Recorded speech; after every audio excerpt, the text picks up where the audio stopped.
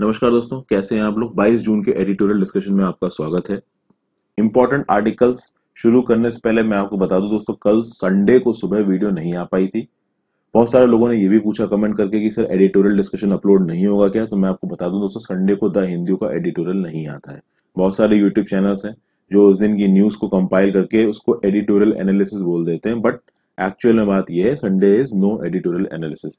छपता ही नहीं है द हिंदू में, इसलिए मैंने बनाया नहीं। हालांकि मैं ये कोशिश करूंगा कि संडे को सुबह आपको एक यूजफुल वीडियो मिले। कल नहीं अपलोड हो पाई, उसके लिए सॉरी। आगे चलते हैं। पहला आर्टिकल जो आज हम देखने वाले हैं वो है इंडिया कॉन्टिन्यूइंग टू फ्रंट कॉनंड्रम।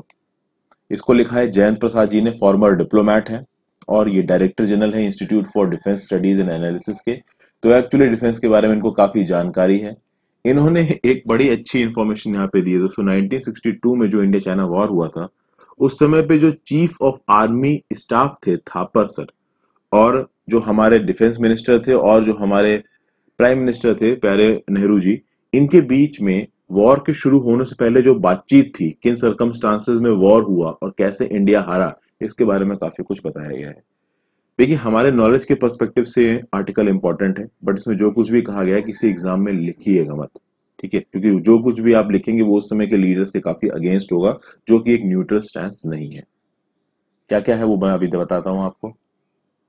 फिर नेक्स्ट आर्टिकल है आपका फाइटिंग अ डबल पैंडेमिक। किसने लिखा है? पैट्रिशिया स्कॉटलैंड ने लिखा है। ये आर्टिकल इंपॉर्टेंट हो जाता है क्योंकि नीचे की तरफ देखिए, पैट्रिशिया स्कॉटलैंड ये सेक्रेटरी जनरल है कॉमनवेल्थ की, तो एक बहुत इंपॉर्टेंट पोस्ट पे है।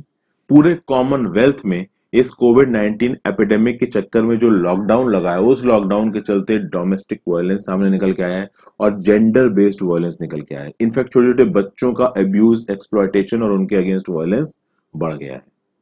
तो इसके बारे में बात की है पैट्रिशिया स्कॉटलैंड जी ने। पूरी सिचुएशन क्या है कॉमनवेल्थ में, इसके बारे में बताया है। क्या क्या कंट्रीज कुछ कुछ इंपॉर्टेंट स्टेप्स ले रहे हैं, इसके बारे में बताया है। तो इंडिया के पर्सपेक्टिव में जो भी इंपॉर्टेंट पॉइंट्स हैं उनको हम डिस्कस करेंगे। नेक्स्ट आर्टिकल पे चलते हैं, लॉस्ट इन क्लैरिफिकेशंस। अभी रिसेंटली ये हुआ दोस्तों कि हमारे फॉरेन मिनिस्टर एस जयशंकर साहब और हमारे प्रधानमंत्री मोदी जी के स्टेटमेंट्स में कुछ मिसमैच हो गया। 19 जून को ऑल पार्टी मीटिंग बुलाई थी और उसमें प्रधानमंत्री जी ने बोल दिया कि चाइना ने हमारी कोई भी टेरिटरी को ऑक्युपाई नहीं किया है, ठीक है। उसको कुछ अलग तरीके से इंटरप्रेट किया गया, जिसके चलते काफी क्रिटिसाइज किया गया प्रधानमंत्री जी को। और साथ साथ इस आर्टिकल में यह भी बताया गया कि चाइना का जो ऑफिशियल माउथ पीस है, जो उनका न्यूज़पेपर है, उन्होंने क्लेम किया कि हम सही हैं। क्या हुआ है वो उसको हम देखेंगे इस आर्टिकल में। नेक्स्ट आर्टिकल है मेंबर्स एज नंबर्स। देखिए, राज्यसभा में रिसेंटली इलेक्शंस हुए हैं, जिसके चलते जो रूलिंग पार्टी है, यानी कि जो नेशनल डेमोक्रेटिक अलायंस है, उसके पहले 75 मेंबर्स थे, अब 86 मेंबर्स हो चुके हैं। तो यहाँ पे बात की गई कि कैसे गलत तरीकों का इस्तेमाल करके राज्यसभा की मेंबरशिप को बढ़ाया जा रहा है। कुछ इंपॉर्टेंट पॉइंट्स हमारे काम के हैं। डायरेक्ट कभी भी गवर्नमेंट को ऐसे किसी भी आंसर में क्रिटिसाइज नहीं करना, ये तो मैं आपको काफी बार बता चुका हूं, अब तक आपको आइडिया लग भी गया होगा। और एक आर्टिकल आज हम और डिस्कस करेंगे, वो ये है चाइना पॉलिसी लैक्स पर्सपिसासिटी। क्या कह रहा है ये? देखिए, ये आर्टिकल जो है इसको लिखा है आपका मोहम्मद अयूब जी ने। ये मोहम्मद अयूब जी डिस्टिंग्विश्ड प्रोफेसर हैं emeritus of international relations, Michigan state university में, यूएस में रहते हैं, वहां पे काम करते हैं। इन्होंने 4 इंपॉर्टेंट पॉइंट्स को बताया है। कुछ 4 इंपॉर्टेंट स्ट्रेटेजिक गोल्स हैं चाइना के, जिन गोल्स के हिसाब से चाइना इंडिया को कंटेन करने की कोशिश करता है। उन गोल्स को समझना जरूरी है इस देश के लोगों को और हमारे देश के लीडरशिप को, इससे पहले चाइना की तरफ कोई स्टैंस, कोई फॉरेन पॉलिसी का स्टैंस बनाया जा सके। तो ये 4 गोल्स क्या हैं और मोहम्मद अयूब जी क्या क्या चीजें इंपॉर्टेंट बोल रहे हैं इस आर्टिकल में, उसको देखेंगे। अब चलिए शुरुआत करते हैं। देखिए, यहाँ पे ऑथर किस तरीके से शुरुआत कर रहे हैं। ऑथर ये बोल रहे हैं कि जब भी इंडिया ने इस बात को भूला है कि इसको एक 2 प्रोंग्ड वॉर लड़ना पड़ सकता है, इसको 2 स्टेट एक्टर से खतरा है, एक पाकिस्तान से खतरा है, एक चाइना से खतरा। ऑथर का यहां पे बोलना है कि जब भी इन दोनों खतरों को साइमल्टेनियसली इंडिया ने एड्रेस नहीं किया और किसी एक खतरे की तरफ अपनी आंखें हटाई है, तब तक इंडिया को मुंह की खानी पड़ी है। 1962 की वॉर की बात कर लीजिए, चाहे 1971 की वॉर बात कर लीजिए। अच्छा, एक और बात है, 1962 और 1971 के वॉर का एग्जाम्पल देके चीजों को समझाया गया है। 1962 के वॉर में दोस्तों हमने अपने गार्ड को नीचे किया। 1971 के वॉर पे हमने गार्ड को बनाए रखा। बताता हूं कैसे। देखिए दोस्तों, 1962 में प्राइम मिनिस्टर थे जवाहरलाल नेहरू जी और हमारे डिफेंस मिनिस्टर थे वीके कृष्ण मेनन। जवाहरलाल नेहरू जी और वीके कृष्ण मेनन जो डिफेंस मिनिस्टर थे, दोनों का यह मानना था कि इंडिया को थ्रेट केवल पाकिस्तान से है और अगर अटैक होगा तो केवल पाकिस्तान से होगा। लेकिन 1960s की शुरुआत में जब चाइना की तरफ से अटैक हो गया तो इंडियन आर्मी प्रिपेयर्ड ही नहीं थी। वहीं पे अगर आप 1971 में जो बांग्लादेश का लिबरेशन हुआ था, उस समय पे जो हमारी प्रधानमंत्री थी इंदिरा गांधी जी, उनको यह पता था कि पाकिस्तान से वॉर के दौरान हो सकता है कि चाइना काउंटर अटैक कर दे। तो उस केस में उस समय की जो हमारी प्रधानमंत्री जी थी इंदिरा गांधी जी, इन्होंने क्या किया कि इन्होंने treaty of peace friendship and cooperation sign किया। Treaty of peace friendship and cooperation, ये treaty of peace friendship and cooperation sign हुई government of India and the government of Union of Soviet Socialist Republic, यानी कि Union of Soviet Socialist Republic के साथ इन्होंने pact sign किया। अब अगर बांग्लादेश वॉर के दौरान चाइना हम पे अटैक करता है तो सोवियत हमारी मदद करेगा। तो 1971 में ये जो ट्रीटी है एक तरीके के इंश्योरेंस की तरह काम कर रही है। तो यहां पे बताया गया था कि 1971 में एक वॉर को लड़ने से पहले हमारे लीडर ने एक इंश्योरेंस लिया। वहीं पे 1962 में हम सिर्फ ये सोच के बैठे थे कि हमारा एनिमी पाकिस्तान है और हमने चाइना पे ध्यान नहीं दिया और आप देखिए चाइना ने हम पे कर दिया अटैक। कुछ इससे रिलेट करके ऑथर ये बोल रहा है कि आज के डेट में भी हम लोग उसी 1962 वाली पॉलिसी का इस्तेमाल कर रहे हैं। कैसे कर रहे हैं? आज को भी हमको लगता है कि हमारा जो थ्रेट है वो पाकिस्तान से, चाइना के साथ हमारा कोई थ्रेट है नहीं। इसके बहुत सी वजहें दी ऑथर ने बोला कि गवर्नमेंट को यह लगता है कि चाइना के साथ हमारा थ्रेट इसलिए नहीं है क्योंकि चाइना के साथ बहुत से पहले स्टैंड ऑफ को डिफ्यूज कर दिया गया, जैसे कि देपसांग में, चुमार में, डोकलाम, भूटान में जब स्टैंड ऑफ हुआ वो स्टैंड ऑफ डिफ्यूज हो गया। उसके बाद नरेंद्र मोदी और प्रेसिडेंट जी जिनपिंग के बीच में बैठक हुई, वुहान में समिट हुई अप्रैल 2018 में, ममल्लापुरम जो कि तमिलनाडु में है वो समिट हुई अक्टूबर 2019 में। दोनों में फॉरेन पॉलिसी के लेवल की बात हुई, इकोनॉमी के लेवल की बात हुई और इंडियन लीडरशिप को ये पूरा भरोसा था कि चाइना हमारे अगेंस्ट नहीं जाएगा। लेकिन फिर आता है दोस्तों 1962 का वॉर। हम लोगों ने 1962 के वॉर से कुछ सीखा नहीं, ये बात यहां पे बताई गई है। 1962 चाइना इंडिया वॉर से पहले क्या हो रहा था? भारतीय चीनी भाई भाई, मतलब ये था ना कि नेहरू जी ने नारा दिया था भारतीय चीनी भाई भाई, ये नारा दिया था। इंडिया ने बहुत ज्यादा फ्रेंडलीनेस दिखाई थी चाइना की तरफ, बट चाइना से इस तरीके की कोई फ्रेंडलीनेस इन रेसिप्रोसिटी इंडिया की तरफ नहीं आ रही थी। लेट 1950s में इंडिया चाइना के रिलेशंस बदले, बहुत सी रीजन थे उसके। दलाई लामा भाग के इंडिया में आ गए, प्लस ग्रेट लीव प्रोग्राम चल रहा था चाइना में, वो फेल हो गया, जिस पर से ध्यान हटाना था माओ जेडोंग को। तो एक वॉर की सिचुएशन बनने लगी। अब उस समय पे कुछ चीजें हुई जो हमारे मेनन जी, जो हमारे डिफेंस मिनिस्टर थे, मेनन जी ने बोला कि भाई मैं कश्मीर फ्रंट से एक भी आदमी नहीं बैठाऊंगा। ये लगभग 1960 की बात है जब वॉर शुरू होने वाला था। मैं कश्मीर फ्रंट से एक भी सोल्जर को नहीं हटाऊंगा क्योंकि हमारा मेन जो थ्रेट है वो कश्मीर है, चाइना नहीं है। और कृष्ण मेनन जी अपनी इस डिफेंस पॉलिसी में, अपनी इस डिफेंस स्ट्रेटजी में पूरी तरीके से इन्वॉल्व थे, उनको पूरा भरोसा था। उस समय पे पाकिस्तान में इंडिया के जो एम्बेसडर थे, इंडिया के जो हाई कमिश्नर थे, उनका नाम था राजेश्वर दयाल। जो हमारे डिफेंस मिनिस्टर थे कृष्ण मेनन जी, उन्होंने राजेश्वर दयाल से बोला कि आप हमारे आर्म्ड फोर्सेस के ऑफिसर के साथ मिलिए और इनको बताइए कि पाकिस्तान कैसे जंग की तैयारी कर रहा है इंडिया के अगेंस्ट। जब राजेश्वर दयाल जी ने बैठक ली तो राजेश्वर दयाल जी ने बोला कि पाकिस्तान कोई जंग की तैयारी नहीं कर रहा है। तो इससे जो मेनन जी थे काफी नाराज हो गए, क्योंकि मेनन जी की पॉलिसी में यही था कि हमारा थ्रेट तो पाकिस्तान है, चाइना से हमें कोई थ्रेट है नहीं। अब साथ साथ हुआ ये कि हमारे प्रधानमंत्री थे जवाहरलाल नेहरू जी, उनका भी कुछ ऐसा ही सोचना था। उनका भी सोचना था कि हमारी थ्रेट केवल पाकिस्तान से है, चाइना से है ही नहीं। ठीक है। अब नेहरू जी का ऐसा मानना क्यों था? जो प्रीमियर थे उस समय पे चाइना के ज़ाओ एनलाई बहुत प्रोमिनेंट दिमाग थे। लीडर तो आपके माओ जेडोंग थे, लेकिन जो बैकग्राउंड में जो कर रहे थे वो ज़ाओ एनलाई कर रहे थे। ज़ाओ एनलाई की काफी अच्छी बातचीत थी नेहरू जी से, तो नेहरू जी को लगा कि भाई लीडर टू लीडर रिलेशनशिप है यहाँ पे, तो कुछ भी मिस एडवेंचर्स चाइना की तरफ से नहीं होंगे। मोस्ट प्रोबेबली इस आर्टिकल में ऑथर ने यही बोला है कि मोदी जी की जो पर्सनल लीडरशिप अटैचमेंट वाली बात है ना, ये मोदी जी दूसरे देश के लीडर से एक पर्सनल लेवल पे रिलेशन रखते हैं, इससे वो चीजों को सॉल्व कर सकते हैं। वो चीज अभी के चाइना के स्टैंड ऑफ में भी पूरी तरीके से फेल हो चुकी है, ये बोला गया है। और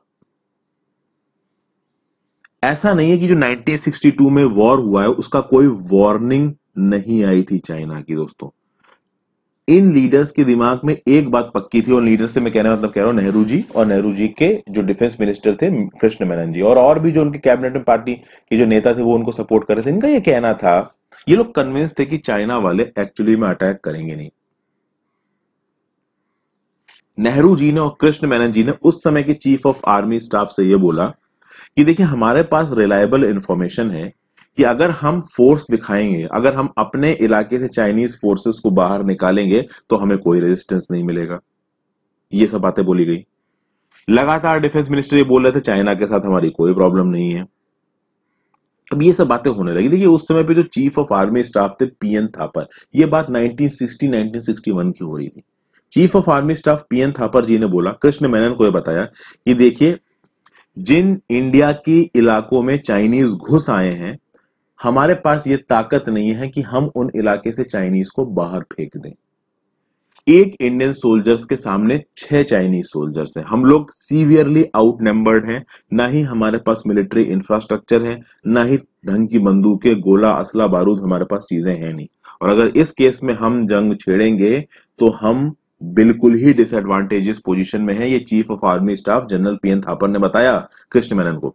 लेकिन कृष्ण मेनन ने बोला कि भैया, मेरी तो चाइनीज डेप्यूटी प्रीमियर चेन ई से बात हुई है, और इस बातचीत में मुझे यह पक्का हो गया कि कभी भी चाइना इंडिया के साथ वॉर लड़ेगा ही नहीं। तो कृष्ण मेनन ने थापर जी से बोला कि तुम एक्शन लो। लेकिन थापर जी कृष्ण मेनन से बाद भी प्राइम मिनिस्टर नेहरू जी से मिलना चाहते थे। जब कृष्ण थापर नेहरू जी से मिलने के लिए बाहर निकले, सॉरी, पीएन थापर जी, कृष्ण मेनन डिफेंस मिनिस्टर थे, पीएन थापर आपकी चीफ ऑफ आर्मी स्टाफ। तो पीएन थापर से कृष्ण मेनन ने बोला कि तुम भैया ये जो चाइनीज घुसा है मेरे टेरिटरी में, इनको बाहर निकालो। पीएन थापर ने बोला कि कोई भी एक्शन लेने से पहले मैं नेहरू जी से बात करना चाहूंगा। वो नेहरू जी के पास जाने लगे। जब वो नेहरू जी के पास जाने लगे तो उस समय पे जो कैबिनेट सेक्रेटरी थे उन्होंने पीएन थापर जी को समझाया कि अगर आप नेहरू जी से यह बात बोलोगे तो नेहरू जी आपको डरपोक समझेंगे।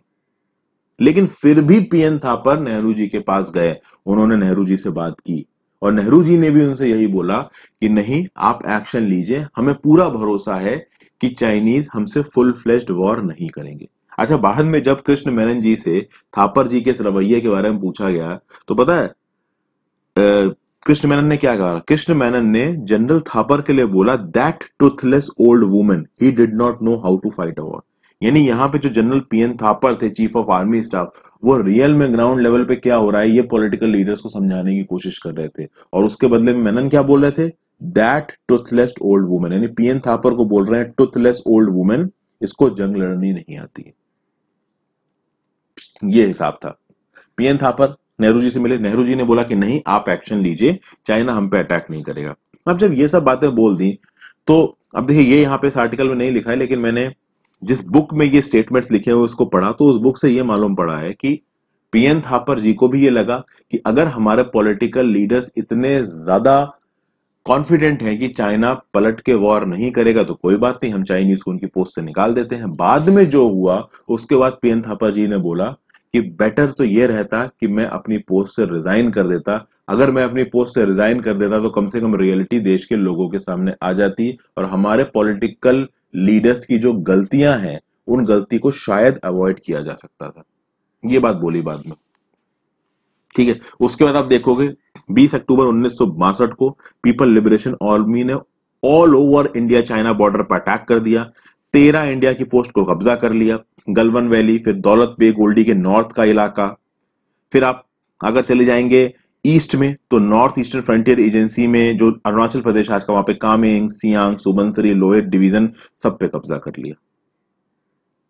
और जब ये हो गया दोस्तों, तब एकदम से पॉलिटिकल लीडर की आंखें खुली कि भाई ये क्या हो गया, हमने तो ये सोचा ही नहीं था। और ऐसा नहीं है कि भाई हमारी जो लीडरशिप थी उसको पहले कुछ पता नहीं चला था। नवंबर 1961 में एक रिपोर्ट आई थी इंटेलिजेंस ब्यूरो की, इस रिपोर्ट ने प्रधानमंत्री नेहरू जी को यह बताया कि भाई इंडिया चाइना बॉर्डर के अलोंग वो इलाके जहां पे इंडियन सोल्जर्स नहीं है वहां पे चाइना घुस सकता है। तो प्रधानमंत्री मोदी जी ने कुछ सोल्जर्स को डिप्लॉय कर दिया और प्रधानमंत्री मोदी जी ने सोचा कि जहां जहां पे इंडियन सोल्जर्स है वहां पे चाइनीज नहीं आएंगे। लेकिन उन्होंने इस बात पे ध्यान नहीं दिया कि जहां पे चाइनीज को लगेगा कि वो इंडियन सोल्जर्स को हरा के अंदर घुस सकते हैं वहां वो घुस जाएंगे, और वो एक्चुअली में आगे घुस गए दोस्तों। और कई आपके मिलिट्री लीडर्स ने गवर्नमेंट को पॉइंट आउट करने की कोशिश की कि इंडियन आर्मी उस समय पे इतना बड़ा वॉर नहीं लड़ सकती थी, ना उनके पास इतने फोर्सेस थे और ना ही उनके पास इतना इंफ्रास्ट्रक्चर था, आर्टिलरी थी, लेकिन तब भी हमारे पॉलिटिकल लीडर से गलती हो गई। अब फिर आप देखोगे 1964 में अपनी मृत्यु से 9 दिन पहले नेहरू जी ने स्टेटमेंट दिया। उन्होंने बोला कि भाई ये जो चाइना नाम की कंट्री है ये अपने आप को एशिया में सबसे ताकतवर दिखाना चाहती है। उन्होंने यूएस के जो प्रेसिडेंट हैं जॉन एफ कमेनेडी, कुछ महीने पहले उनको एक चिट्ठी लिखी, उसमें बोला कि चाइना केवल एशिया में नहीं पूरे दुनिया की लीडरशिप को क्लेम करना चाहता है। हालांकि उस समय पे जो नेहरू जी ने कहा वो 2020 में यूएस चाइना के रिफ्ट में नजर आता हमें दिख रहा है दोस्तों। तो इस समय पे एक चीज तो क्लियर हो गई है कि इंडिया के सामने एक टू फ्रंट वॉर कोनंड्रम तो खड़ा हुआ है। इस प्रेजेंट क्राइसिस को किस तरीके से झेलना है ये देखना पड़ेगा। अभी जो इंडिया की आर्मी है एलएसी पे वो इतना ज्यादा डिसएडवांटेज में नहीं है जितना ज्यादा 1962 में थी, बट ये बात तो तय है कि चाइना की आर्मी ज्यादा स्ट्रांग है। तो इस समय पे चाइनीज इंटेंशंस को समझना पड़ेगा, पिछली गलतियों को भूल के एक प्रॉपर बैलेंस्ड अप्रोच लेनी पड़ेगी, प्रॉपर बैलेंस्ड रिस्पॉन्स करना पड़ेगा, पेशेंस के साथ, परसिवरेंस के साथ। ये बात इस आर्टिकल में कही गई है। अगले आर्टिकल पे चलते हैं, देखते हैं यहाँ पे पैट्रिशिया स्कॉटलैंड जी क्या बोल रही हैं। यहाँ पे बात हो रही है फाइटिंग ए डबल पैंडेमिक की। पैट्रिशिया स्कॉटलैंड जी का बोलना है कि पूरे कॉमनवेल्थ में अब इस तरीके के सीन काफी कॉमन हो गए हैं। सुबह उठिए तो लोग चिल्ला रहे होते हैं, उठा पटक चल रही होती है, सब लोग गंदी गंदी आवाजें निकाल रहे होते हैं, ऐसा लगता है जैसे किसी ने कुर्सी उठा के दीवार में दे मारी। इस तरीके की जो आवाजें हैं बहुत कॉमन हो गई हैं। जो यंग चिल्ड्रन है, जो वुमेन है, जो डिसएडवांटेज सेक्शन है सोसाइटी के लिए, उनके खिलाफ डोमेस्टिक वायलेंस काफी बढ़ गया है। क्योंकि कोविड-19 की पैंडेमिक क्राइसिस के चलते लॉकडाउन में सब घर में बंद हो गए हैं, पैसा आना लोगों के पास बंद हो गया है, domestic violence, gender based violence बहुत ज्यादा बढ़ गया है। यहां देखिए, the crisis has led to an alarming escalation of violence in the home with women bearing the front of frustration and anger. तो भैया आदमी को कुछ समझ में नहीं आया, करें तो करें क्या, जब कुछ नहीं है खाने पीने के लिए तो वो घर की लेडी को मारने लगा।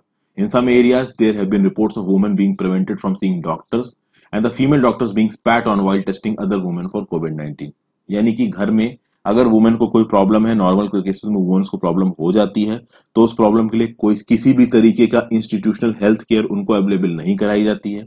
और female doctors being spat upon while testing other women for कोविड-19। अगर किसी वुमेन का कोविड-19 का टेस्ट कर रहा है कोई दूसरी फीमेल डॉक्टर्स उस पर थूक देते हैं। इस तरीके की एक्टिविटी हमको देखने को मिल रही है।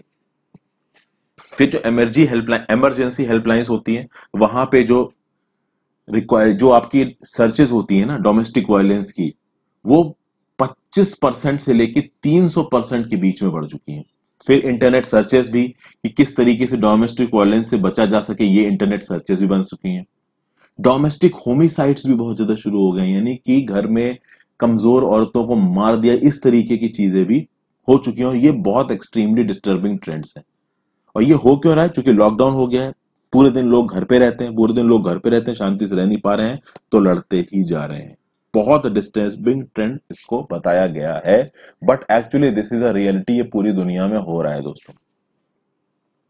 अब देखिए यहां पे एक और बात बोली ऑथर ने, जब भी इस तरीके की पैंडेमिक की सिचुएशन आती है, एपिडेमिक की सिचुएशन आती है, लोग घरों में बंद हो जाते हैं, तो सबसे पहले जो डिसएडवांटेज पे आता है वो होते हैं वुमेन, और फिर होते हैं आपके माइनर चाइल्ड। डोमेस्टिक वायलेंस जो वुमेन्स के अगेंस्ट है वो बहुत तेजी से बढ़ जाता है, आप देखेंगे। और वुमेन की हेल्थ इश्यूज भी सबसे ज्यादा खतरे में होते हैं। जब 2014 का एबोला वायरस का क्राइसिस आया वेस्ट एशिया में, जो 60% जो टोटल मृत्यु हुई थी उसकी 60% वुमेन थी। आप देखेंगे न्यूजीलैंड में 2010 में कैंटरबरी अर्थक्वेक आया, तो कैंटरबरी अर्थक्वेक आने के बाद घरों में 53% राइज इन डोमेस्टिक वायलेंस। आप देखिए न्यूजीलैंड जैसी कंट्री जो कि इतनी ज्यादा डेवलप्ड है, इतना ज्यादा वहां पे सोशल डेवलपमेंट है, इंडिया जैसी नहीं है कि गरीबी हो, और वहां पे अगर डोमेस्टिक वायलेंस बढ़ सकता है तो कॉमनवेल्थ की गरीब कंट्रीज या इंडिया जैसी कंट्री में तो क्या ही हाल होंगे। फिर देखते हैं, in many cases this is because gender rules and harmful practices including customs such as early and forced marriage limit women's access to health services. क्या बोला, कई हद तक ये सब चीजें, बहुत जगहों पे अर्ली शादी कर दी जाती है लड़कियों की, उनको ना पढ़ाया लिखाया जाता है, उनके पास कोई नौकरी नहीं होती, वो फाइनेंशियली इंडिपेंडेंट होती नहीं है, प्लस पहले से ही उनके ऊपर बहुत अलग अलग तरीके के अत्याचार हो रहे होते हैं, उनको हेल्थ सर्विसेज को लेने की इजाजत नहीं होती, क्योंकि उनपे अगर हेल्थ सर्विसेज खत्म किया जाएगा, पैसा खत्म किया जाएगा, तो ये बोला जाएगा this is wastage of money. फिर ये वुमेन्स अनपेड केयर वर्क करती हैं, ठीक है, तो 3 गुना काम करती हैं घर में अपने हस्बैंड से, उसका उनको कोई भी पैसा नहीं मिलता है। आप बात करोगे हेल्थ और सोशल केयर सेक्टर्स में, तो हेल्थ और सोशल केयर सेक्टर्स में 70% वर्कर्स वुमेन है, और ऑब्वियस बात है कोविड-19 पेंडेमिक में अगर 70% वर्कर्स वुमेन होंगी तो ज्यादा इन्फेक्शंस वुमेन को ही होंगे। अब देखिए, अभी के कोविड-19 पेंडेमिक के बारे में भी कुछ बात हो रही है। स्कूल बंद हो गए, स्कूल बंद होने के चक्कर में दोस्तों गर्ल्स और बॉयज के बीच में जो एजुकेशन का गैप है वो ज्यादा बढ़ता जा रहा है। लोग फिर भी कोशिश कर रहे हैं कि बॉयज को एजुकेशन अवेलेबल कराई जाए ऑनलाइन मेथड से या किसी भी अल्टरनेट मेथड से। गर्ल्स के लिए इस तरीके की बातें बहुत जगहों पे सोची नहीं जा रही हैं, ठीक है। प्लस जब स्कूल एनरोलमेंट बढ़ रहा था तो लड़कियों को भी स्कूल भेजा जा रहा था, अब तो बंद ही हो गया। प्लस जब लड़कियां घर में बंद हो जाती तो उनको बहुत तरीके के डर होते हैं, उनका सेक्सुअल एक्सप्लॉयटेशन हो सकता है, अर्ली प्रेगनेंसी होती है, अगर किसी की जल्दी शादी कर दी गई तो अर्ली प्रेग्नेंट हो जाएगी, उसकी फोर्स्ड मैरिज कराई जा सकती है, जल्दी शादी कराई जा सकती है। इस तरीके की प्रॉब्लम्स लड़कियों को झेलनी पड़ती हैं, क्योंकि हर लड़की अपने घर में सेफ नहीं है, ठीक है ना। कभी कभी ऐसा होता था कि माँ बाप खत्म हो गए, किसी रिलेटिव क्या रह रहे हैं, तो उस केस में लड़कियां थोड़ा सा डेंजर में आ जाती हैं। प्लस ये भी बोला गया है कि जब स्कूल चल रहे होते हैं और एक लड़की स्कूल जा रही होती है तो वहां पे उनकी कई सारी टीचर्स होती हैं जिन पे वो लड़कियां भरोसा करती है और उनको चीजें बता देती हैं, और वो टीचर्स जब अथॉरिटीज को बातें बताती हैं तो अथॉरिटी उस चीज को सॉल्व कर देते हैं, पुलिस तक ये बात पहुंचती है तो पुलिस इस चीज को सॉल्व कर देती है। लेकिन अब बात यह है कि स्कूल बंद हो गए तो टीचर से किसी भी तरीके का टच रह नहीं गया। प्लस कोविड-19 के पैंडेमिक में ना पुलिस घरों पे आ रही है, बहुत ज्यादा हेल्थ वर्कर्स भी घर पे नहीं आ रहे, कम हो गया है। एक एक्स्ट्रा ऑर्डिनरी सिचुएशन में ही कोई आ रहा है, अब आपको कोरोना का टेस्ट कराना हो तो ही भले घर पे कोई आ जाए तो आ जाए, वैसे तो कोई आ नहीं रहा है। पहले की डेट में जो वायलेंस सेंटर हुआ करते थे जहां पे लेडीज को रखा जाता था, जहां पे बच्चों को रखा जाता था, वो वायलेंस सेंटर चूंकि रिसोर्सेस कम है तो उनको हेल्थ फैसिलिटी में बदल दिया गया है। कोर्ट्स बंद है तो कोर्ट्स बंद है तो आप कहीं पे जाके मदद की गुहार कर ही नहीं सकते। तो ये जो पैंडेमिक ने डोमेस्टिक वायलेंस की एक्टिविटी को बहुत ज्यादा बढ़ा दिया है। और यहां पे ऑथर ने बोला है जो कॉमनवेल्थ सेक्रेटेरिएट है जिसकी सेक्रेटरी जनरल है, ये अपने बहुत सारे पार्टनर ऑर्गेनाइजेशन के साथ मिलकर 54 कॉमनवेल्थ मेंबर कंट्रीज में जेंडर बेस्ड वायलेंस को रोकने की कोशिश कर रहा है। तो बहुत सारे मैकेनिज्म निकाले हैं, कोलैबोरेशन मैकेनिज्म, जिससे वुमेन जो है वो पोस्ट कोविड-19 रिकवरी एरा में अपने आप को आगे उठा सके। इन सब चीजों के बारे में बहुत सारी बातें चल रही है, मेंबर गवर्नमेंट से बातें चल रही हैं, मिनिस्ट्रियल मीटिंग्स हो रही है कॉमनवेल्थ में इन सब चीजों को सॉल्व करने के लिए। सबसे पहले बात हो रही है हेल्थ सिस्टम्स पे कि भाई हेल्थ केयर को सुधारिए, कम्युनिटी लेवल पे, इंडिविजुअल लेवल पे जो लेडीज हैं इनकी हेल्थ को सुधारिए। एक फ्री ऑफ चार्ज अगर डिलीवरी सिस्टम आप कर देते हैं इन लेडीज की हेल्थ के लिए तो चीजें और अच्छी तरीके से हो सकती हैं, क्योंकि ज्यादातर केसेस में इन लेडीज को हेल्थ आप कह सकते हैं सर्विसेज या हेल्थ फैसिलिटीज इसलिए अवेलेबल नहीं कराई जाती हैं क्योंकि हेल्थ फैसिलिटीज में पैसा खत्म होता है। अगर पैसा ना खत्म होता है तो हो सकता है लोग इनको ले आए, ठीक है। फिर कोविड-19 के पैंडेमिक के चलते ऐसा हो रहा है कि हॉस्पिटल वगैरह फुल हो गए हैं, तो कुछ अल्टरनेट अरेंजमेंट्स किए जा सकते हैं, कुछ अल्टरनेट हॉस्पिटल्स खोले जा सकते हैं जहां पे केवल वुमेन प्रॉब्लम्स को देखा जाएगा जो कोविड-19 से अलग है। फिर ये बोला जा रहा है भाई कि इन वुमेन की फाइनेंशियल इंडिपेंडेंस जरूरी है, तो फाइनेंशियल इंडिपेंडेंस के लिए क्या किया जा सकता है कि पोस्ट कोविड-19, अब ऑब्वियस सी बात है पोस्ट कोविड-19 मतलब लॉकडाउन खुल गया हो, पोस्ट कोविड-19 मतलब यहाँ ये नहीं है कि कोविड-19 खत्म हो गया, कोविड-19 तो भगवान ही मालिक कब खत्म होगा, कब खत्म होगा। तो कोविड-19 के बाद में, लॉकडाउन खुलने के बाद में माइक्रो, स्मॉल और मीडियम साइज बिजनेसेस के लिए और इनफॉर्मल सेक्टर के लिए, और माइक्रो मीडियम साइज बिजनेसेस में और इनफॉर्मल सेक्टर में लेडीज का इन्वॉल्वमेंट बहुत ज्यादा है, तो इन सेक्टर्स को सपोर्ट करने के लिए एक डेडिकेटेड फंड शुरू किया जा सकता है। ताकि जो डोमेस्टिक वायलेंस हो रहा है वुमेन का, इससे वो निजात पा सकें, अपने लिए कुछ काम ढूंढ सकें, फाइनेंशियली इंडिपेंडेंट हो सकें। इंडिया में एमएसएमई सेक्टर पे ध्यान भी दिया गया है। आत्मनिर्भर के अंदर एक बहुत बड़ा कंपोनेंट है एमएसएमई का। वो कितना सक्सेसफुल होता है वो एक अलग बात है, ठीक है। फिर ये बोला गया कि जो कॉमनवेल्थ कंट्रीज हैं, इनके अंदर जो अलग अलग अथॉरिटीज है उनके बीच में रेगुलर मीटिंग होनी चाहिए, सेमिनार होनी चाहिए, एक दूसरे के साथ नॉलेज को शेयर करें, रिसोर्सेज को शेयर करें। इस समय इंटेलेक्चुअल प्रॉपर्टी पे ना ध्यान देते हुए एक दूसरे की मदद पे ध्यान दें, और एक कमिटमेंट करें एक दूसरे के साथ कि वुमेन और गर्ल के अगेंस्ट हम किसी भी तरीके का वायलेंस नहीं होने देंगे। और अगर वायलेंस हो रहा है तो बिजनेसेस और ऑर्गेनाइजेशंस के साथ मिलके कुछ ऐसे अल्टरनेटिव लोकेशन बनाने चाहिए, शेल्टर बनाए जाने चाहिए, जहां पे उन वुमेन और उन गर्ल्स को लेके जाया जा सके जिनके अगेंस्ट में वायलेंस हो रहा था। और ये तभी हो सकता है जब एक अर्जेंसी के साथ जो सरकारें हैं वो इन सब बातों पे ध्यान देंगी। और यहाँ पे ये भी बोला गया न केवल वुमेन, जो गर्ल चाइल्ड है, जो चिल्ड्रन है, इवन मेल चाइल्ड भी कहीं कहीं पे उनको भी वायलेंस और अब्यूज झेलना पड़ता है। आप कह सकते हैं कि कोविड-19 के चलते one of the biggest human rights challenges of recent times humanity के सामने आके खड़ा हुआ है। इसलिए यूएन डिक्लेरेशन ऑफ वुमेन के सिद्धांतों को मानने के लिए यहाँ पे कॉमनवेल्थ को भी एक बहुत बड़ा रोल प्ले करना पड़ेगा। ये सब बातें यहाँ पे दोस्तों करी गई हैं। और ये भी कहा गया है, एक सेचल्स की स्टडी है 2019 में हुई थी पैंडेमिक से पहले, ये बोलती है कि जो जेंडर बेस्ड वायलेंस होता है ना, इस जेंडर बेस्ड वायलेंस से एक कंट्री की जीडीपी को 6.5% का नुकसान, 4.5% का नुकसान हो सकता है। अब ये स्टैट्स मैं इतना अच्छा नहीं बताऊंगा कि आप अपने एग्जाम में कोट कर सकें, इस स्टैट को मत कोट करें, बट जो कुछ भी इस आर्टिकल में बोला गया इंपॉर्टेंट सब समझा दिया मैंने आपको। आगे चलते हैं। इस आर्टिकल में अभी रिसेंट केस की बात की गई दोस्तों। नरेंद्र मोदी जी ने 19 जून को जो ऑल पार्टी मीटिंग हुई, वहां पे बोल दिया कि कोई भी इंट्रूजन नहीं हुआ चाइना की हमारी एलएसी में। तो इस चक्कर में बवाल मच गया, ठीक है। लोग ये पूछने लगे कि जो हमारे 20 जवान शहीद हुए, ये 20 जवान क्यों शहीद हुए जब चाइना वाले हमारी तरफ आए ही नहीं। तब बाद में पीएमओ ने ये क्लैरिफिकेशन दिया कि हमारी लैंड को कब्जा इसलिए नहीं हुआ क्योंकि हमारे सोल्जर्स ने कब्जा होने नहीं दिया। बाद में क्लैरिफिकेशन आया। तो यहाँ पे पुअर मैसेजिंग की बात की गई है। ये कहा गया कि जो गवर्नमेंट का मैसेज देने का तरीका है पूरे देश को, ये मैसेज देने का तरीका गलत है। फिर यहाँ पे ये भी बात की गई है कि भले ही गलवान वैली में दोनों जो एलएसी है उसके पीछे ढकेलने में इंडियन फोर्सेस भले ही कामयाब रही हूं, लेकिन जो पैंगोंग तुसे वाला इलाका है, पैंगोंग लेक का कुछ किलोमीटर के इलाके पे जो चाइनीज फोर्सेस है वो अंदर आके बैठी हुई हैं।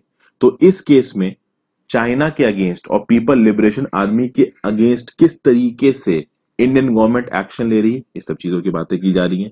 प्लस ये भी बोला गया कि भाई कोई क्लैरिफिकेशन नहीं आया है, कंट्रोवर्सीज बहुत चल रही है पूरे इंडिया में, लोगों को पता ही नहीं है कि एक्चुअली में एलएसी में हो क्या रहा है। 6 वीक से टेंशन हो रही थी, 6 जून से बातचीत हो रही थी, और फाइनली 15 जून में हम देखते हैं कि हमारे 15 जवान शहीद हो गए। तो इस क्राइसिस के बारे में लोगों को बताया जाए। अच्छा, ऑथर यहाँ पे ये भी बोल रहा है कि ये बात सही है कि नेशनल सिक्योरिटी से रिलेटेड सारी चीजें लोगों को नहीं बताई जा सकती हैं, लेकिन फिर भी एक bare minimum amount of information लोगों के पास होनी चाहिए। गवर्नमेंट बिल्कुल साइलेंट है, ठीक है। इस साइलेंस के बावजूद इतने निगोशिएशंस के बावजूद भी इतना सारा प्रॉपर बवाल हो गया है। एक ब्लेम गेम सा चल रहा है हमारी डोमेस्टिक पॉलिटिक्स में। और एंड में ऑथर यहां पे ये बोल रहा है कि भाई देखिए, हमें अपनी पॉलिसीज को अपने इस नेबर के अगेंस्ट में, चाइना के अगेंस्ट में रीअसेस करके देखना पड़ेगा। देखिए, इस प्रॉपर आर्टिकल का दोस्तों यही एक पॉइंट है कि जो हमारे फॉरेन मिनिस्टर एस जयशंकर जी थे, जिन्होंने बोला कि चाइना ने हमारी साइड पे घुस के टेंट बनाए, और हमारे प्रधानमंत्री जी ने ऑल पार्टी मीटिंग में बोल दिया कि चाइना हमारी साइड पे घुसा ही नहीं। ये दो स्टेटमेंट्स में मिसमैच हो गया, और इस स्टेटमेंट के मिसमैचों के चलते गवर्नमेंट की क्रेडिबिलिटी गिरी लोगों के सामने। बस ये इस ऑथर का बस ये इस आर्टिकल का ऑब्जेक्टिव है। इसके अलावा कौन सही कौन गलत ये कभी भी मत कहीं पे कोट करिएगा, ठीक है। इनफैक्ट इस इंफॉर्मेशन को भी कोट करने से बचिएगा, क्योंकि ये डायरेक्ट देश के 2 बड़े डिग्निटरीज को टारगेट करता है, लेकिन एक्चुअली में हो क्या रहा है ये जानना जरूरी है। तो ये आर्टिकल भी मैंने 1-2 मिनट में आपके साथ डिस्कस कर लिया। अगला आर्टिकल पे आते हैं, members and members as members. Rajya Sabha में इलेक्शन हुए हैं, बीजेपी के पास अब 86 मेंबर्स हो गए हैं राज्यसभा में दोस्तों। पहले बीजेपी के पास 75 मेंबर्स थे, कांग्रेस के पास अभी के लिए 41 मेंबर्स है। अपोजिशन बेंचेस में कौन कौन से इंपॉर्टेंट लीडर्स बैठे हैं इसके बारे में बात की गई है। लेकिन यहां पे दोस्तों ये बताया गया है कि ये जो राज्यसभा है ना, ये राज्यसभा को डिग्निटरीज का हाउस बोला था। यहाँ पे डिग्निटरीज, बड़े बड़े दिग्गज आके बैठते हैं। लेकिन इन दिग्गजों को बैठाने के लिए जिस तरीके की पॉलिटिक्स चल रही है, इसके ऊपर यहाँ पे बात करी गई है। कुछ एग्जाम्पल्स दिए गए, यहाँ पे लीडर्स का नाम लिया गया है। जैसे ज्योतिरादित्य सिंधिया एक लीडर है, ये पहले कांग्रेस की साइड थे, अभी मार्च 2020 में ये आपका बीजेपी की साइड आ गए। तो इनके बीजेपी की साइड आने से क्या हुआ कि मध्य प्रदेश में जो कमलनाथ जी की गवर्नमेंट थी वो गिर गई और बीजेपी वापस ताकत में आ गई। उससे क्या होगा कि भैया मध्य प्रदेश से जो भी राज्यसभा के एमएलए, सॉरी, जो भी राज्यसभा के एमपी इलेक्ट होंगे, जिसके लिए एमएलए वोट डालते हैं, वो ज्यादा हो जाएंगे बीजेपी की साइड से। फिर भुवनेश्वर कलीटा करके एक पर्सन है, ये कांग्रेस की चीफ विप है, और विप बहुत बड़ी पोस्ट होती है। तो ये कांग्रेस की चीफ विप थे राज्यसभा में लास्ट अगस्त तक, मतलब 2019 के अगस्त तक। अभी आप देखोगे कि ये आसाम से बीजेपी के मेंबर बन जाएंगे। तो बीजेपी यहां पे अलग अलग टैक्टिक्स का इस्तेमाल कर रही है दूसरे, यानी कांग्रेस अपोजिशन के मेंबर्स को अपनी तरफ खींचने के लिए, जिससे राज्यसभा में ज्यादा से ज्यादा सीटों को लिया जा सके। ठीक है। गुजरात में आपने देखा, जो 8 कांग्रेस के एमएलए थे, उन्होंने कांग्रेस पार्टी को छोड़ दिया, जिससे एक एक्स्ट्रा बीजेपी कैंडिडेट आ गया राज्यसभा में। इस तरीके की चीजें राजस्थान में भी देखने को मिली हैं। तो किस तरीके से एमएलए के लेवल पे पॉलिटिक्स को खेल के राज्यसभा में अपनी स्ट्रेंथ को बढ़ाने की कोशिश कर रही है बीजेपी, ये इस आर्टिकल में बताया गया है। अब खास बात दोस्तों ये कि जो काउंसिल ऑफ स्टेट है, इसका जो एग्जिस्टेंस है, ये हमारी पॉलिटी में बहुत इंपॉर्टेंट है। काउंसिल ऑफ स्टेट इंस्टीट्यूशनलाइज करता है किस बात को, कि सेंटर और स्टेट पावर को शेयर करेंगे इंडिया के फेडरल स्ट्रक्चर में।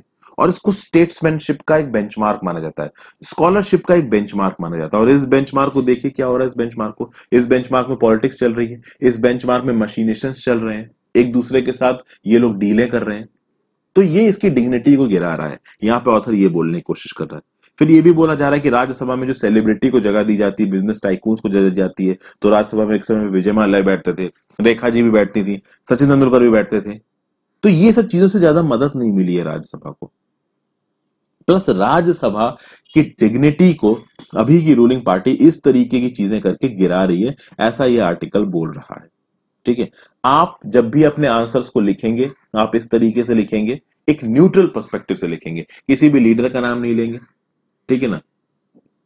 हाँ, इस तरीके से आप चीजें लिख सकते हैं अपने एथिक्स के आंसर में कि yes, the defection of MLAs and MPs from opposition parties to the ruling parties through unethical means should be stopped। इस तरीके का एक न्यूट्रल स्टेटमेंट आप लिख सकते हैं, ना बिना किसी पार्टी का नाम लिए बिना, ना ही कोई पॉलिटिकल स्टांस लिए बिना। ये बात हमेशा ध्यान रखिएगा। फिर यहाँ पे ऑथर ये भी बोल रहा है कि भाई अभी की जो प्रेजेंट सरकार है, इसने कुछ ऐसे लेजिस्लेटिव एक्शन लिए, जैसे जम्मू एंड कश्मीर में स्टेटस को बदल दिया। ठीक है। तो इस तरीके की जब चेंजेस सरकार करती है, तो उसको पार्लियामेंट के एथोस के हिसाब से करना चाहिए। और यहां पे एक्चुअली में इस आर्टिकल में सरकार को क्रिटिसाइज किया जा रहा है, ये जो राज्यसभा में शफलिंग कर रही है सरकार, उसके लिए। आगे चलते हैं,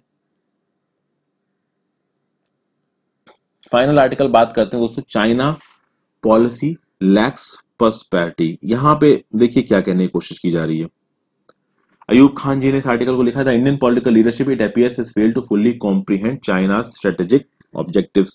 वही सब बातें बोली गई हैं कि भैया 1962 में जब चाइना का वॉर हुआ, तो हमारी गवर्नमेंट मिलिट्री के पर्सपेक्टिव से बिल्कुल अनप्रिपेयर्ड थी, और उस समय भी चाइना के स्ट्रेटेजिक ऑब्जेक्टिव्स को हमारी गवर्नमेंट नहीं समझ पाई। उस समय पे नेहरू जी को ऐसा लगता था कि एफ्रो एशियन सॉलिडारिटी है, एशियंस में जितने भी दोस्त हैं वो एक दूसरे, जितने भी देश हैं वो एक दूसरे के दोस्त हैं। और जब लड़ाई हो गई इनमें, यहां पे ऑथर बोल रहा है कि नेहरू जी का ये सोचना था उनके प्रधानमंत्री बनने के बाद कि भाई अमेरिका की स्ट्रेटेजिक इंटरेस्ट पूरी दुनिया भर में फैले, तो हमको अमेरिका से खतरा है, और एशिया के जितने भी अलग अलग देश हैं वो एक दूसरे के दोस्त हैं। लेकिन जब चाइना ने अटैक कर दिया, तो ये पॉलिसी और ये सोच प्रधानमंत्री जी की गलत हो गई। अभी के लिए जो प्रेजेंट गवर्नमेंट है, इसने नेशनल सिक्योरिटी और नेशनल सेंटिमेंट को सबसे ज्यादा इंपॉर्टेंट डायरेक्शन दिया। फॉरेन पॉलिसी में भी अच्छा काम कर रहे हैं, सब कुछ ठीक कर रहे हैं। लेकिन कुछ चीजें से गलती हो गई, जैसे कि न्यू दिल्ली ने और जो हमारे सीनियर कैबिनेट मिनिस्टर्स हैं, उन्होंने अक्सई चीन के बारे में स्टेटमेंट्स दिए, पाकिस्तान ऑक्युपाइड कश्मीर के बारे में स्टेटमेंट्स दिए।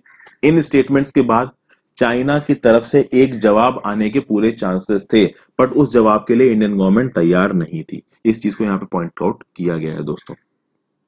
फिर यहाँ पे 4 पॉइंट्स बताए हैं, इन 4 पॉइंट्स को जानना जरूरी है। क्या क्या है ये 4 पॉइंट्स? यहां पे ये बोला गया है, देखिए हमारी मिलिट्री रीजनल लेवल पे, लोकल लेवल पे चाइना के जो स्ट्रेटेजिक ऑब्जेक्टिव्स हैं उसको अच्छी तरीके से समझती है, बट ओवरऑल जो हमारी पॉलिटिकल लीडरशिप है, क्या वो चाइना के स्ट्रेटेजिक ऑब्जेक्टिव्स को समझती है? 4 स्ट्रेटेजिक ऑब्जेक्टिव्स बताए गए हैं चाइना के। चाइना का पहला स्ट्रेटेजिक ऑब्जेक्टिव है ensuring that India understands that it is not the same league as China and driving home the lesson by periodic localist assault across Line of Actual Control if it tries to assume a position of equality. यानी China India को बताने की कोशिश कर रहा है कि ये चाइना के बराबर नहीं है, इसलिए कुछ कुछ समय पे इस लोकल तरीके की भिड़ंत करके इंडिया को ये याद दिलाते रहो कि तुम हमारे बराबर नहीं हो। ये पहला ऑब्जेक्टिव बताया। दूसरा, warning India not to actively oppose Chinese designs to dominate Indo-Pacific regions by allying with the US and its allies, Japan and Australia in particular, in an attempt to contain China। यानी China India को बताना चाहता है कि हमारे designs को oppose मत करो यूएस और उसके अलाइज जापान ऑस्ट्रेलिया के साथ मिलके, जो तुमने क्वाड ग्रुप बना रखा है। हमें कंटेन करने की कोशिश मत करो, हमें कंटेन करने की कोशिश करोगे तुम्हारे अगेंस्ट चला जाएगा। फिर तीसरा point, keeping India pre occupied with problems in its immediate neighbourhood so that it cannot act as an alternative pole of power to China in the broader Asian region। यानी कि इंडिया को फंसा के रखो अपने आसपास के इलाके में। तो पाकिस्तान के साथ इंडिया के रिलेशन खराब है, नेपाल के साथ इंडिया के रिलेशन खराब होते नजर आ रहे हैं, बांग्लादेश के साथ भी पूरी कोशिश कर रहा है चाइना की इंडिया के रिलेशन खराब हो जाए। ये सब बातें बोली जा रही हैं। तो पूरे एशियन रीजन में सिर्फ एक पावर रहे चाइना, और इंडिया एक दूसरे पोल ऑफ पावर की तरह सामने ना आए। और आखिरी objective, as a part of last objective, supporting Pakistan economically and militarily including the sharing of nuclear weapons designed to neutralize India's conventional power superiority vis-a-vis that country। यानी पाकिस्तान को ज्यादा से ज्यादा इकोनॉमिक सपोर्ट देना, ज्यादा से ज्यादा न्यूक्लियर सपोर्ट देना, न्यूक्लियर वेपन्स की डिजाइन प्रोवाइड करना उससे, जिससे इंडिया की जो कन्वेंशनल मिलिट्री सुपीरियोरिटी है पाकिस्तान के ऊपर, वो पाकिस्तान के पास न्यूक्लियर वेपन डिजाइन के होने से कम हो जाए। यानी अगर पाकिस्तान के पास न्यूक्लियर वेपन्स हैं तो हमारे पास कितने भी कन्वेंशनल वेपन हो उससे फर्क नहीं पड़ेगा। तो ये ऑब्जेक्टिव्स बताए गए हैं दोस्तों चाइना के। यहाँ पे ये ऑब्जेक्टिव्स आप अपने नोट्स में इनकॉर्पोरेट कर सकते हैं, किसी भी आंसर में लिखने में आपको काम आएंगे। तो यहाँ पे अपने एडिटोरियल डिस्कशन खत्म करो दोस्तों। अच्छा, आशा करता हूं आपको अच्छा लगा होगा। अच्छा लगा हो तो वीडियो को शेयर जरूर कर दीजिएगा। Good bye.